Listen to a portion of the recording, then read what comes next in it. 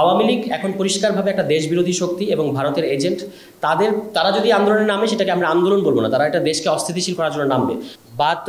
বাহাত্তরের সংবিধান নিয়ে তো আমরা বলেছি যে আমরা মনে করি যে এই সংবিধান আর কার্যকর নাই এই গণঅভ্যুত্থানের পরে। যদিও এটা একটা প্রশ্ন আসে যে এই সরকার তো সংবিধানের মধ্য দিয়ে শপথ নিয়েছে, কিন্তু আমরা মনে করি যে এটা একটা টেকনিক্যাল ব্যাপার। আসলে এই সংবিধানটা এখন আর প্রাধান্য পাচ্ছে না সরকার পরিচালনার ক্ষেত্রে। ৭২ সংবিধানের ব্যাপারে এটা হচ্ছে আমাদের অবস্থান যে আমরা মনে করি একটা সম্পূর্ণ নতুন গণতান্ত্রিক সংবিধান লেখা উচিত গণপরিষদের মধ্য দিয়ে। আর অন্য যে প্রশ্নটা করলেন এই ব্যাপারে আমরা আগামীকালকে আপনাদের কাছে বলতে পারবো যে এই ব্যাপারে আমরা কী অবস্থান নিয়েছি। আচ্ছা, আওয়ামী লীগ তো আন্দোলনে আসবে না। আওয়ামী লীগ যেটা করবে সেটাকে তো আমরা আন্দোলন বলবো না। আর গণতান্ত্রিক রাষ্ট্রে আন্দোলনের তো একটা সংজ্ঞা আছে যে আপনি বিভিন্ন দাবি দেওয়া, আমরা বলতে চাইছি বিভিন্ন যে দাবি দেওয়া যে কেন্দ্রিক যে আন্দোলন, একটা গণতান্ত্রিক রাষ্ট্রে আপনি বেতনের জন্য আন্দোলনে নামছেন, আপনি কোটার বিরুদ্ধে আন্দোলনে নামছেন।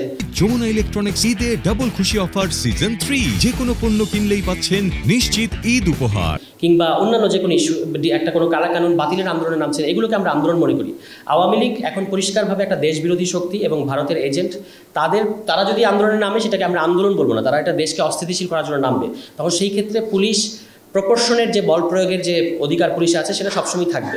কিন্তু ওই শহীদের মার কথাটা খুব পরিষ্কার, এটা আমি আশা করি যে বোঝা যাচ্ছে যে কোনো লেজিটিমেট আন্দোলনে নামলে পুলিশ কখনো গুলি করতে পারবে না। এবং বল প্রয়োগ করারও একটা ধারণা আছে, আপনি কখন গুলি করতে পারেন এবং কোথায়, শরীরের কোন অংশে গুলি করতে পারেন, এগুলো তো আন্তর্জাতিক স্ট্যান্ডার্ড আছে। কিন্তু আমাদের এখানে তো সেই স্ট্যান্ডার্ডগুলো মানা হয়নি। ওনার কথার মধ্যে ওটাই ছিল যে অর্থাৎ তার ছেলেকে যেন আন্দোলনে নেমে লাশ হয়ে ফিরে আসতে না হয়।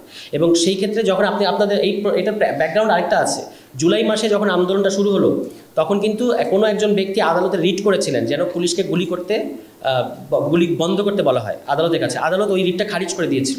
তার মানে হচ্ছে এখানে আদালত নির্বাহী আদেশের বাইরে আসতে পারেন না সাধারণত রাজনৈতিক কারণে। তা এইখান থেকে যখন কিনা আপনার সংসদ মৌলিক অধিকার বিরোধী কোনো আইন করবে, সেক্ষেত্রে বিচার বিভাগ যেন জনগণের পক্ষে মৌলিক অধিকার রক্ষার ক্ষেত্রে ভূমিকা রাখতে পারে, আমরা তার কথার মধ্য দিয়ে শহীদের মার কথার মধ্যে থেকে সেই জিনিসটাই পেয়েছি। ওইটা হচ্ছে পুলিশের ব্যাপার, পুলিশের সংস্কার। আমরা তো বললাম যে আমরা এটা তাদের কাছে জানতে চাইবো যে পুলিশ সংস্কারের মতো একটা সবচেয়ে গুরুত্বপূর্ণ সংস্কার এই মুহূর্তে।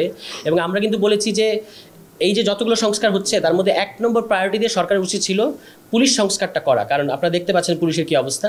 তো পুলিশ সংস্কার কমিশনের রিপোর্টটা তো আমরা পাই নাই, এবং তারা পুলিশ নাকি মনে করেছেন যে এইটা তারাই আলোচনা করে নিতে পারবেন। এই সব বিষয়ে আমরা জানতে চাইবো কমিশনের কাছে, এবং ওইটা তাদের ইয়েটা দেখার আগ পর্যন্ত আমরা এই বিষয়টা কিছু বলতে পারছি না।